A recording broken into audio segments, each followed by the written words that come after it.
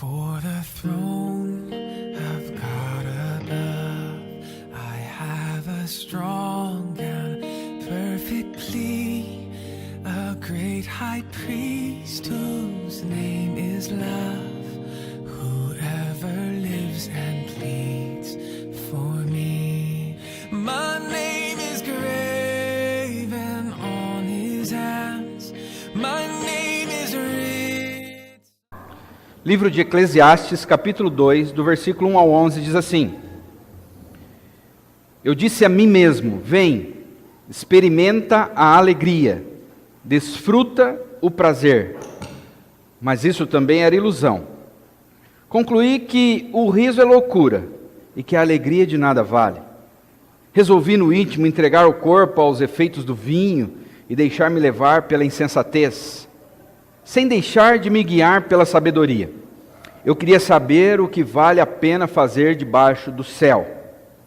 Nos poucos dias da vida humana, fiz obras magníficas para mim, construí casas e plantei vinhas, cultivei jardins e pomares e plantei neles árvores frutíferas de todas as espécies. Fiz reservatórios de água para irrigar os bosques verdejantes. Comprei escravos e escravas. E tive escravos que nasceram em minha casa. Também tive mais gado e rebanhos do que todos os que viveram em Jerusalém antes de mim. Também acumulei prata e ouro e tesouro dos reis e das províncias. Escolhi cantores e cantoras e desfrutei das delícias dos homens, mulheres em grande número. Assim prosperei e me tornei mais rico do que todos os que viveram em Jerusalém antes de mim. E nunca me faltou sabedoria. Não me neguei nada que meus olhos desejaram, nem privei o coração de alegria alguma, pois me alegrei em todo o meu trabalho, e foi essa minha recompensa por todo o meu esforço. Mas quando pensei em tudo que as minhas mãos haviam feito, e em todo o esforço que empenhei no que realizei, percebi que tudo era ilusão. Tudo foi como perseguir o vento. Não há nenhum proveito em tudo que se faz debaixo do sol. Senhor, nos ajude, Pai, a compreendermos a Tua palavra. O mesmo Espírito que abençoou homens para escreverem o texto sagrado, que Ele também nos ajude nesta noite a compreendermos a Tua palavra. Em nome de Jesus. Amém. Uma das maiores perguntas dos filósofos é: qual o sentido da vida? Esta tem sido a indagação dos grandes filósofos ao longo de toda a história.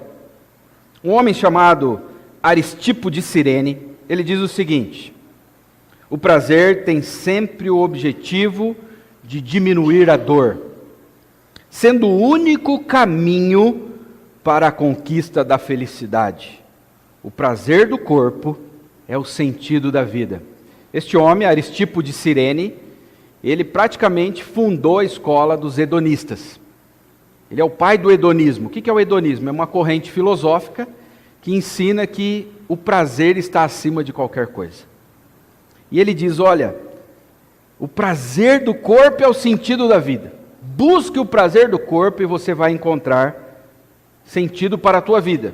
E nós vivemos numa sociedade hedonista. Uma sociedade que vive em busca do prazer. E é uma busca desenfreada.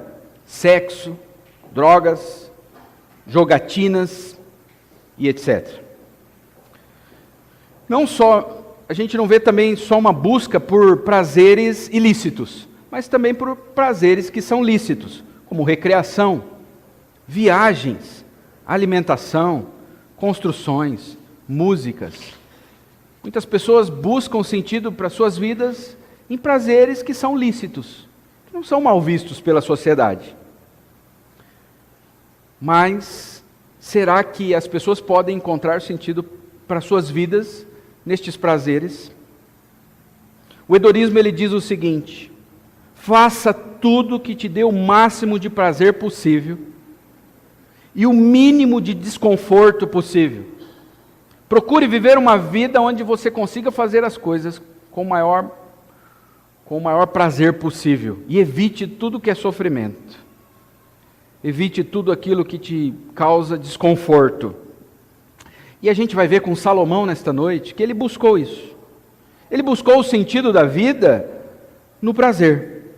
E aí nós vamos ver qual foi o resultado. Se você está acompanhando as mensagens, na semana passada, Salomão buscou o sentido da vida no intelecto, no conhecimento, na educação. E hoje nós vamos ver Salomão buscando o sentido da vida no prazer, na alegria. Então, em primeiro lugar, nós vamos ver que Salomão buscou o sentido da vida em atividades que dão alegria, atividades recreativas. Versículo 1, a parte A, diz assim: e disse a mim mesmo, vem, experimenta a alegria e desfruta o prazer.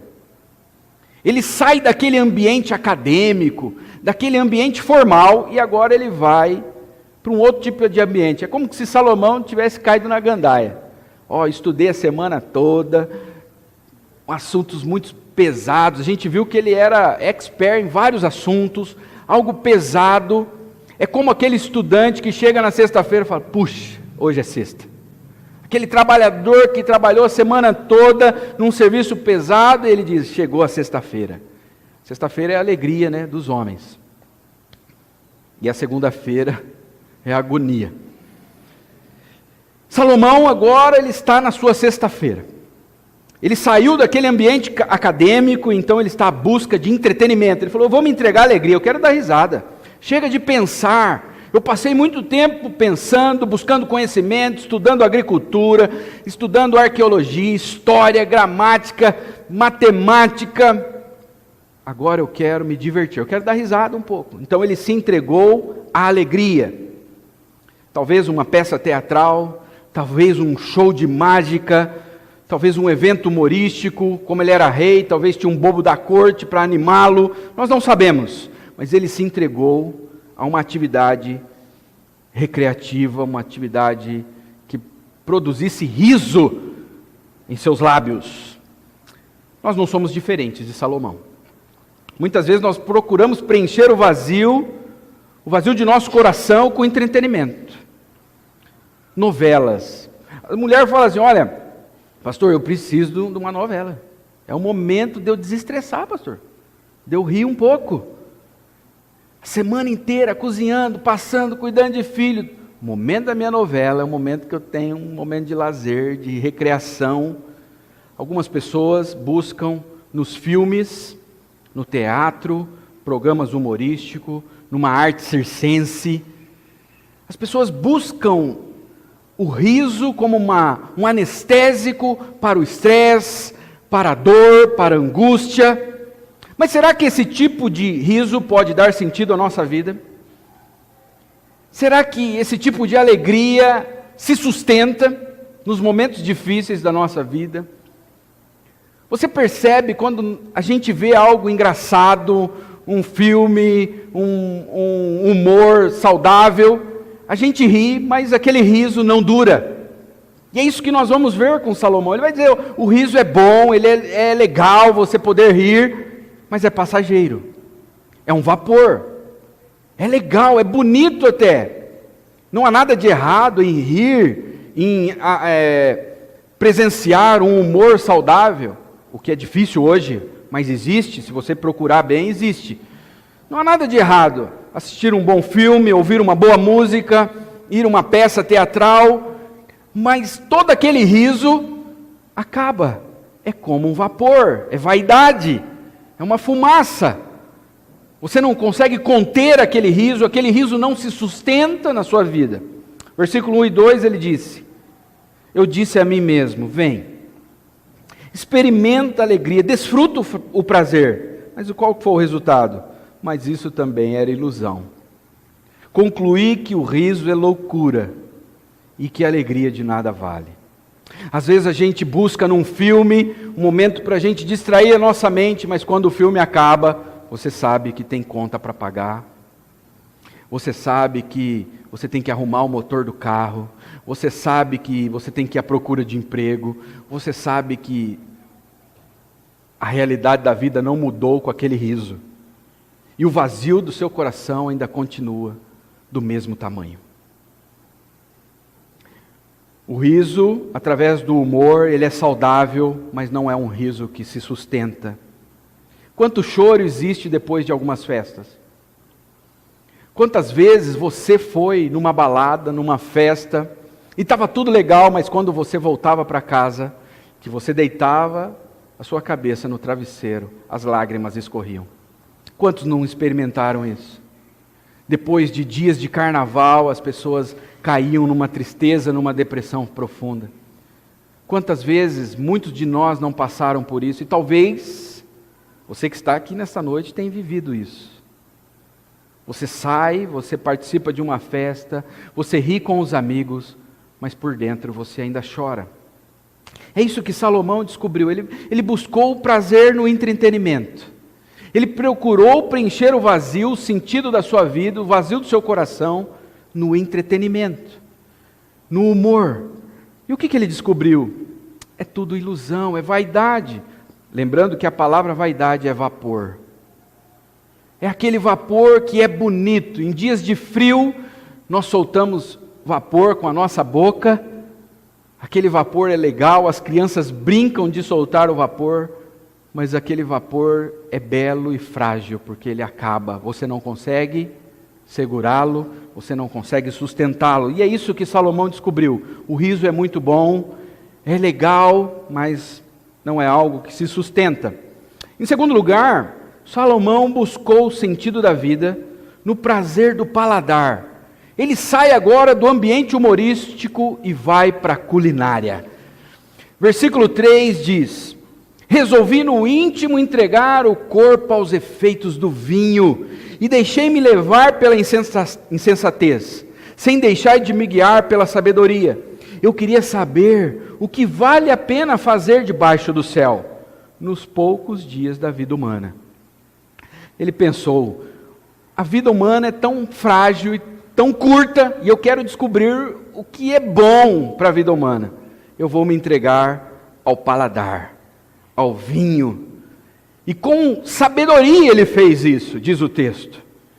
Ele diz, sem deixar de me guiar pela sabedoria. Ele não se tornou um escravo do álcool, mas ele se tornou um apreciador do vinho. Ele buscou com sabedoria. Ele queria saber o que vale a pena fazer debaixo do céu. Com sabedoria, Salomão se entregou ao vinho. Salomão buscou o sentido da vida nos prazeres que o paladar pode desfrutar. Ele se tornou um expert em vinhos. E imagine um homem rico como ele. Ele podia beber dos melhores vinhos que eram produzidos em sua época. E nós também não somos diferentes de Salomão.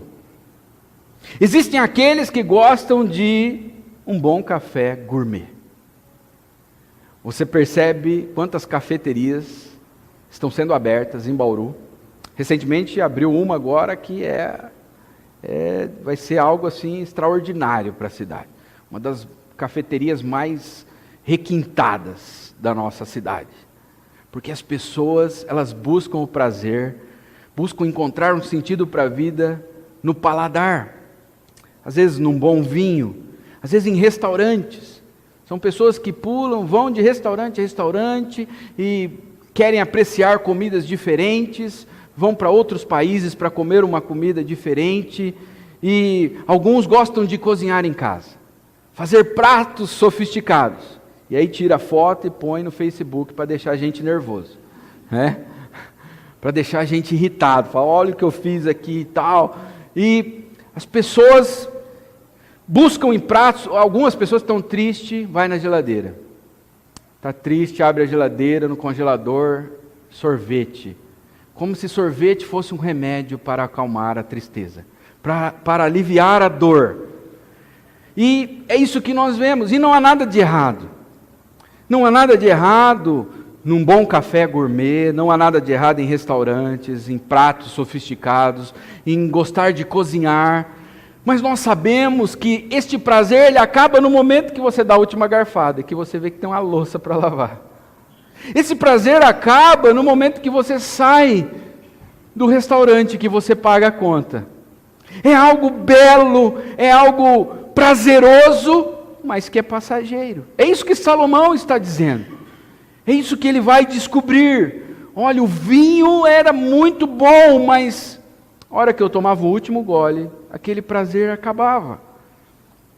Mas Salomão não se contentou apenas com o paladar. Ele não se contentou apenas com o humor em programas humorísticos. Não! Ele buscou o sentido da vida no prazer das grandes construções. Ele falou, eu vou agora construir. Ele pula então da culinária e vai para a arquitetura.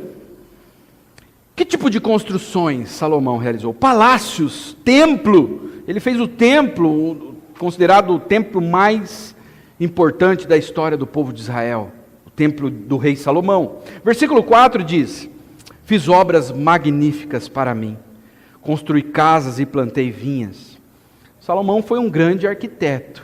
Ele construiu coisas belas. Nada se sobrepõe ao templo que ele construiu. Ninguém conseguiu fazer um templo como o templo construído na época do reinado do rei Salomão. Primeiro livro dos Reis, capítulo 9, versículos 15 diz, o rei Salomão impôs trabalhos forçados para que se construísse o templo do Senhor, seu próprio palácio, o Milo, o muro de Jerusalém, como também Azor, Megido e Gezer. 9:19 diz, bem como todas as cidades armazéns e as cidades onde ficavam os seus carros de guerra, os seus cavalos, construiu tudo o que desejou em Jerusalém, no Líbano e em todo o território que governou. Este é Salomão, um grande construtor de obras magníficas, luxuosas. Ele falou, agora eu vou encontrar o sentido da minha vida. Muitas vezes nós somos assim. Nós vamos fazer uma reforma na nossa casa, a gente fica tão envolvido com aquilo. Porque aquilo nos dá prazer, aquilo enche o nosso coração. E aí você começa a ver as cores que vai pintar a parede, o piso da sala, o sofá, e tudo aquilo empolga você. Mas por quanto tempo? É passageiro. A gente fala, agora eu vou construir a minha casa dos sonhos. E depois que ela está construída, você curte ela alguns meses, daqui a pouco já cai na rotina, é algo normal. Já não faz mais aquela não enche mais o seu coração como enchia. E aí você já quer um novo projeto. Eu acho que eu vou vender essa casa e comprar um outro terreno e fazer outra. Esse sofá aqui já está meio velho, vou pôr na OLX. Porque a gente quer algo novo. Porque vê uma coisa diferente. Essa é a busca do homem. É incansável. Salomão não ficou apenas em construções de palácios, ele também construiu jardins. Versículo 5 diz, cultivei jardins e pomares, plantei neles árvores frutíferas de todas as espécies. Vocês têm noção de como era o jardim de Salomão, como era o pomar de Salomão? Ele tinha árvores de todas as espécies. Sabe o que me parece isso? Este anseio de Salomão, uma busca pelo Éden perdido. O coração do homem, ele busca o Éden, porque ele foi expulso do paraíso. Então ele tenta criar um Éden para si. Um Éden secular, onde todas as frutas são permitidas. Ele busca, porque este é o anseio do homem. E Salomão fez um Éden para si, um Éden na terra, um Éden secular. E ele não se contentou apenas com um belo jardim, um grande pomar. Ele precisava de um bom reservatório para aguar todas essas plantas. E o versículo 6 diz, fiz reservatórios de água para irrigar os bosques verdejantes. Ele era um homem cheio de construções e projetos de vida. E ele não se contentou apenas em buscar o prazer, o sentido da vida, no humor, ou no paladar, ou nas grandes construções, nos grandes projetos. Salomão também buscou o sentido da vida nos grandes investimentos. Ele falou, sabe o que eu vou fazer? Eu vou fazer meu dinheiro render. Eu vou dobrar os meus investimentos, eu vou triplicar os meus investimentos. Eu vou ser um homem dos negócios. Eu vou agora para o ambiente business. Eu vou para o ambiente agora dos grandes empresários. E ele buscou formar uma equipe de grandes empregados, de vários empregados. Versículo 7 diz, comprei escravos e escravas e tive escravos que nasceram em minha casa. Ele tinha pessoas que o serviam de forma particular. Nós também não somos diferentes, é o sonho de toda mulher, ter uma para limpar a casa, uma só para lavar a roupa e outra para fazer comida. E Salomão, ele tinha 392 empregados. Olha o que diz Esdras 2:58. O total dos servidores do templo e dos descendentes dos servos de Salomão, 392. Ele era um cara com muitos empregados. Aí ele pensou, eu vou investir em gado, porque a arroba do boi está boa agora. O pessoal gosta de comer carne, então eu vou investir em gado. Ele se tornou o rei do gado.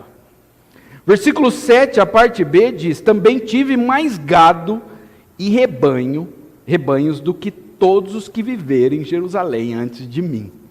Já pensou nisso? Ninguém teve tanto gado, tanto rebanho como Salomão antes dele. Ele sobrepujou a todos os reis que vieram antes dele. Os reis do Egito, os faraós, os reis da Babilônia, os homens poderosos da terra. Ele foi maior do que todos eles, na quantidade de gado. Ele falou, eu vou ter muito boi. Aí ele pensou, eu vou também investir na moeda, no dinheiro, no ouro. Versículo 8 diz, também acumulei prata e ouro, e tesouros dos reis e das províncias. Salomão recebia muito presente, muito dinheiro dos reis vizinhos. Alguns davam para que tivessem paz com Salomão, tipo de imposto. E alguns porque queriam a amizade de Salomão, queriam ter um conselho de Salomão. Primeiro livro dos reis, capítulo 10, versículo 27 diz, o rei tornou a prata tão comum em Jerusalém quanto as pedras. A prata, na época em que Salomão era rei, se tornou igual pedra, igual asfalto. Vocês têm noção disso? Ele era um grande investidor. Ele investiu em empregados, ele investiu em gados, em rebanhos, ele multiplicou, triplicou a sua riqueza. E ele também investiu na música. Ele falou, esse negócio de música dá dinheiro, eu vou investir nisso aí também. Versículo 8, a parte B diz, escolhi cantores e cantoras. Ele era um homem cheio de empreendimentos, cheio de projetos, construções. Ele buscou o sentido da vida, ter prazer nestas coisas. Mas Salomão não se contentou apenas com o humor, com o paladar, com os grandes projetos. Salomão também buscou o sentido para a sua vida no prazer do sexo. Salomão buscou o sentido da vida no prazer sexual, nas mulheres. Versículo 8, a parte C diz, e desfrutei das delícias dos homens, mulheres em grande número. Salomão teve mais de 1000 mulheres. Ele tinha um grande harém. Ele poderia cantar aquela música, Martinho da Vila, já tive mulheres de todas as cores, de várias idades. Salomão, ele buscou a satisfação, o sentido para a sua vida, o prazer da sua vida, no humor, no entretenimento. Depois ele foi para o paladar. Ele se entregou ao vinho. Depois ele foi para as grandes construções, ele construiu palácios, jardins, bosques. Depois ele foi para os investimentos. Ele teve tanta riqueza que a prata em seus dias era como asfalto. Salomão buscou o sentido da vida no sexo, no prazer sexual. Ele teve muitas mulheres. E o que ele alcançou? Qual foi o resultado dessa busca? Da busca de Salomão. Primeiro, ele alcançou o sucesso, sem perder a sabedoria, sem corromper a sabedoria. Versículo 9 diz: assim prosperei e me tornei mais rico do que todos os que viveram em Jerusalém antes de mim. Ele se tornou mais rico do que todos os que viveram, ele prosperou. Mas ele diz: nunca me faltou a sabedoria. Eu não perdi a sabedoria. Eu não deixei que a sabedoria fosse corrompida. Então ele alcançou um grande sucesso, sem perder a sabedoria. Em segundo lugar, ele alcançou alegria em seus empreendimentos. Versículo 10 diz: não me neguei nada que os meus olhos desejaram. Já pensou? Você puder comprar tudo que os teus olhos desejam? Você olhar para algo, eu quero isso, ir lá e comprar. É isso que Salomão está dizendo. Eu não me neguei nada que os meus olhos desejaram, nem privei o coração de alegria alguma, pois me alegrei em todo o meu trabalho. Foi prazeroso construir, foi prazeroso ter uma grande quantidade de gado, foi prazeroso comer as melhores comidas. Foi prazeroso, essa foi a minha recompensa. Mas quando Salomão ele vai fechar a conta de tudo isso, o que ele descobriu? Com toda essa busca pelo prazer, ele descobriu que tudo era ilusão. Versículo 11 diz: mas quando pensei em tudo que minhas mãos haviam feito, e em todo o esforço que empenhei no que realizei, percebi que tudo era ilusão. Em algumas traduções diz vaidade, vapor. É belo, mas como uma fumaça que a gente solta em dia de frio. Não dá para conter aquilo, não dá para guardar por muito tempo. É passageiro. E ele diz: tudo foi como perseguir o vento. Não há nenhum proveito em tudo que se faz debaixo do sol. Salomão olhou para tudo que ele construiu e ele não pôde dizer como Deus disse. Quando Deus acabou de construir este mundo, de fazer tudo o que ele fez, quais foram as palavras de Deus? Ele disse: e viu Deus que era muito bom. Salomão diz o contrário, ele diz: quando eu vi tudo que minhas mãos haviam feito, todo o esforço que me empenhei no que realizei, percebi que tudo era ilusão. Ele não pôde dizer como Deus, e vi que era muito bom. Salomão não pôde olhar para o final de todo o seu empreendimento e ver como algo sustentável, algo que pode permanecer. Ele buscou na alegria, no paladar, nas construções, no investimento financeiro, no sexo. E o que ele descobriu? Que é tudo um vapor. Busque todas essas coisas, procurando encontrar sentido para a sua vida nestas coisas, e você vai continuar vazio. É isso que Salomão está nos dizendo. É isso que nós estamos aprendendo com Salomão nesta noite. Todos estes prazeres, muitos deles são legítimos, mas não sustentam. Eles não podem se sustentar, eles não podem preencher o vazio de nosso coração.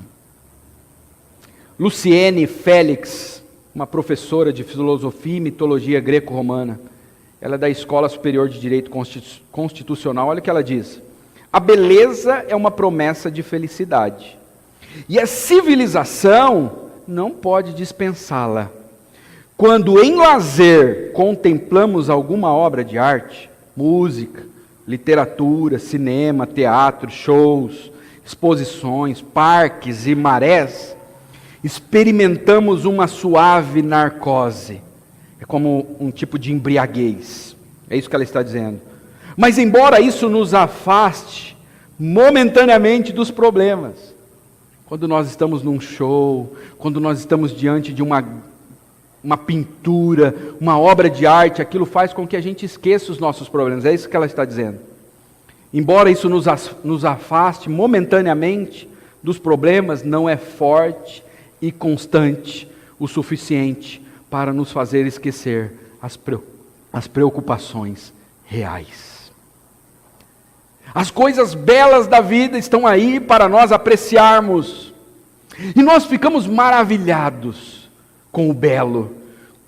Quando a gente vê uma pintura, um quadro bem pintado, quando a gente vê uma obra de arte, quando a gente vê uma escultura, quando a gente vê uma paisagem, quando a gente está diante de uma paisagem da natureza, nós ficamos maravilhados, o nosso coração se enche. E sabe por quê, irmãos? Porque dentro de nós existe um anseio pelo belo, porque nós não estamos mais no Éden. Há um anseio, mas toda a beleza deste mundo, ela serve para dizer para nós o seguinte: existe algo superior a tudo isso. Toda a beleza deste mundo não é para ser descartada, mas ela serve para apontar para algo maior, algo surreal, algo transcendente. O que o salmista diz no Salmo 19? Os céus proclamam a glória de Deus. O firmamento anuncia o que? As obras de suas mãos. Para isso que serve o belo. Quando você está diante de um quadro, você deve olhar, apreciar aquele quadro e dizer: puxa, se Deus deu a capacidade para o homem, que é um ser caído, cheio de pecado, fazer algo tão maravilhoso, como deve ser o céu com Jesus? Deve ser algo muito superior. E tem gente que acha que o céu vai ser um negócio assim bem, cantar, pegar uma harpa e ficar deitado numa nuvem, né? Vai ser algo monótono. Imagine toda a beleza da terra, multiplique isso ao infinito. Vai ser o céu. Imagine as grandes obras que existem, multiplique isso ao infinito, vai ser o céu. Quando você está diante de um músico e você vê toda aquela beleza de uma orquestra, as pessoas pegam a crina de um cavalo, faz um instrumento. Imagina, gente, com a crina de um cavalo, faz um instrumento de madeira e se junta numa grande orquestra. Aquilo parece que vai tirar a gente do corpo, quem gosta de uma boa música. E então você imagina, existe algo ainda superior a tudo isso. Se o homem, que é um ser caído, é capaz de fazer algo tão lindo e belo, imagine quem criou este homem. Imagine quem plantou o dom neste homem. A beleza, ela serve para ser apreciada e para nos apontar algo superior. Salomão não está dizendo que não serve para nada, você não deve buscar a beleza, a arte, não é isso. Mas ele está nos mostrando que existe algo além de tudo isso. Mas se você buscar a beleza como um fim último, como um sentido para a sua vida, então você vai encontrar ilusão. Você vai encontrar vapor. Lenine, um dos meus cantores prediletos, olha o que ele diz em uma de suas músicas: solidão, o silêncio das estrelas, a ilusão. Eu pensei que tinha o mundo em minhas mãos, como um Deus eu amanheço mortal. E assim, repetindo os mesmos erros, dói em mim ver que toda essa procura não tem fim. E o que é que eu procuro afinal? Parece que ele leu Eclesiastes, né? Ele está procurando. E ele está dizendo, toda essa procura não tem fim. Mas o que eu procuro afinal? O que eu procuro? Um sinal, uma porta para o infinito, o irreal. O que não se pode ser dito, Afinal, ser um homem em busca de mais, de mais. Esse homem não é um crente, mas olha como está o coração deste homem. Ele revela o coração da humanidade. A humanidade ela busca algo irreal, então ela vai para as drogas. Ela vai para os prazeres do sexo. Ela vai para os grandes empreendimentos. Eu vou construir um prédio mais alto do mundo. Aí no outro país tem um outro engenheiro lá falando, não, eu vou fazer maior que aquele lá. Hoje nós temos prédios que a sombra do prédio é de 1,5 km. A sombra. As pessoas têm uma busca por algo infinito, por algo irreal. E Lenine diz isso, ele fala, o que eu procuro? Eu nem sei o que eu estou procurando, eu só sei que não é algo deste mundo, é algo transcendente. E eu vivo nessa busca constante. Qual é a solução? Qual a solução para essa busca desenfreada? Versículo 3, a parte C, versículo 11c. Eu queria saber o que vale a pena fazer, onde? Debaixo do céu. Vocês já perceberam qual é a lógica de Eclesiastes. Ele vai repetir isso várias vezes. Ele fala, olha, tudo que eu busquei debaixo do céu, para dar sentido à minha vida, foi ilusão. Não há nenhum proveito em tudo que se faz debaixo do sol.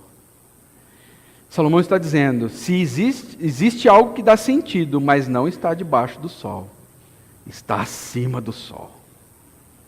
Está sentado à destra de Deus. Eu gosto muito de um salmo que diz que à direita de Deus há delícias perpétuas. Quem está à direita de Deus? Deus Filho, Jesus Cristo. Nossa solução está acima do céu. Quando Salomão escreveu isso aqui, Jesus ainda não havia nascido. Jesus estava acima do sol, acima do céu. Mas alguns anos depois que Salomão escreveu esse texto, muitos anos depois, aquele que estava acima do sol veio para debaixo do sol. Ele se fez homem e pisou neste mundo. E olha o que aconteceu no dia do seu nascimento. Lucas 2, versículo 10 e 11 diz: Mas o anjo lhes disse, não tenham medo. Estou lhes trazendo boas novas do quê? De grande alegria. Onde está a alegria, irmãos? Será que é no prazer da comida? Será que é no humor, nas grandes construções, no investimento, no sexo? Os anjos dizem, eu estou trazendo boas novas de grande alegria. E é algo novo, é algo que não existia debaixo do sol. É algo que está vindo de cima do sol. Eu trago boas novas de grande alegria, que são para todo o povo. Hoje, na cidade de Davi, lhes nasceu o Salvador, que é Cristo, o Senhor. Ah, irmãos, se nós entendermos isso, nossa vida vai se tornar muito mais leve. A nossa alegria plena está acima do sol. De alguém que veio de cima do sol e desceu nesta terra, pisou neste mundo. Há um vazio em nosso coração, porque nós fomos expulsos do Éden. Há um vazio no coração de todo homem, porque ele não está na presença de Deus. A Bíblia diz que o pecado faz separação entre nós e o nosso Deus. A Bíblia diz que o maior problema do homem é que ele está separado de Deus. Ele foi apartado da glória de Deus. E aí o homem ele fica buscando sentir de novo aquele prazer do Éden. Então ele vai no humor, ele vai no paladar, ele vai nos grandes empreendimentos, ele vai no sexo, ele vai no investimento financeiro. E quando ele busca estas coisas como sentido final para a sua vida, a única coisa que ele encontra é ilusão, vapor. Então ele quer mais e ele se torna um viciado, ele quer sempre uma dose mais forte. Porque ele é viciado no prazer. O maior problema do ser humano é que ele caiu e o pecado o separa de Deus, irmãos. Esse é o maior problema do ser humano, mas a Bíblia diz que Jesus deixou a sua glória e veio a este mundo. Ele veio a este mundo não para nos dar carros, casas. Isso aí você trabalha e compra. Ele não veio a este mundo para nos dar uma casa melhor, casamento, nada disso. Ele veio para resolver o buraco da nossa existência, que não pode ser preenchido com nada que está abaixo do sol. Ele veio para resolver o nosso problema jurídico. Nós estávamos condenados ao sofrimento eterno. Nós estávamos condenados ao inferno. Mas Jesus veio a este mundo e Ele pagou a nossa dívida. Ele morreu a sua morte. Era para você ter morrido naquela cruz, porque o salário do pecado é a morte. Ele morreu no teu lugar, para que você tivesse vida. Esse é o maior bem que Jesus nos deu. Existe um homem chamado Johann Sebastian Bach. Ele escreveu um hino que ficou para a história, chamado Jesus, a alegria dos homens. Olha o que ele diz: Jesus continua sendo minha alegria, o conforto e a seiva do meu coração. Jesus refreia a minha tristeza, Ele é a força da minha vida, é o deleite, o sol dos meus olhos, o tesouro e a grande felicidade da minha alma. Por isso, eu não deixarei ir Jesus do meu coração e da minha presença. Bem-aventurado sou, porque tenho Jesus. Oh, quão firmemente eu o seguro, para que me traga refrigério ao meu coração. Quando estou triste e abatido, eu tenho Jesus, que me ama e se confia a mim. Ah, por isso não o deixarei, mesmo que meu coração se quebre. Jesus, a alegria dos homens. A nossa alegria não está embaixo do sol. A nossa alegria está sentado à direita de Deus. Lucas 10, 20 diz: contudo, alegrem-se, não porque os espíritos submetem a vocês. Os discípulos tinham acabado de fazer um grande empreendimento teológico. Eles expulsaram muitos demônios, e eles estavam felizes. E no final desse grande empreendimento, Jesus diz: fiquem alegres, mas não por isso, mas porque o nome de vocês está escrito no livro da vida. Está escrito nos céus e foi escrito com o sangue de Jesus Cristo. 1 Pedro 1,8 diz: mesmo não tendo visto, que somos nós. Nenhum de nós teve a oportunidade de ver Jesus face a face, como Pedro, Tiago e João, como os apóstolos que andaram, comeram, dormiram com Jesus. Nós não tivemos essa oportunidade. Mas olha o que Pedro diz para nós: mesmo não o tendo visto, vocês o amam. E apesar de não o verem agora, creem nele e exultam com alegria indizível, uma alegria que não tem palavras, é indizível, não tem como descrever, uma alegria indizível e gloriosa. Talvez a sua vida ainda é um vazio, porque você busca o sentido para a sua vida nos prazeres que estão abaixo do sol. Você busca naquilo que pode te dar alegria, riso, você busca no paladar, você busca nos grandes empreendimentos, você busca no investimento, se tornar um grande empresário, se tornar alguém importante na sua profissão, na sua carreira.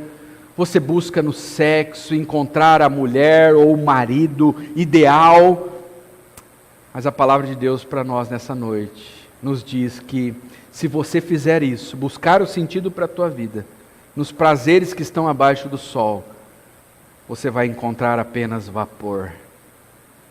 Algo que é bonito, mas que não pode preencher o vazio do teu coração. Porque aquilo que pode preencher o vazio do nosso coração não está abaixo do sol, está sentado à direita de Deus. E a Bíblia diz que à direita de Deus há delícias perpétuas para todo sempre. Vamos orar. Before the throne of God above, I have a strong and perfect plea, a great high priest who